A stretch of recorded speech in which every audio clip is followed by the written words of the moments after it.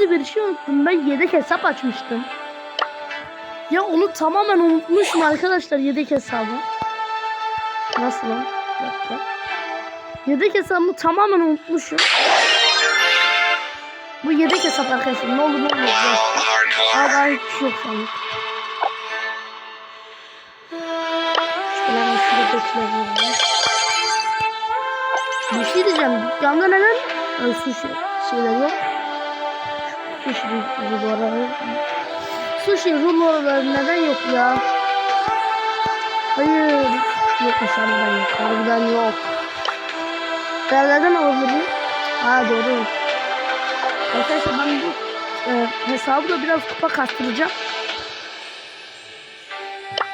Görüşürüz arkadaşlar. Bunda eğer sushi rulolarını verirse arkadaşlar onun videosu, açılış videosunu çekeceğim. Hepinize görüşürüz. Bay bay. Abone olmayı, like atmayı unutmayın.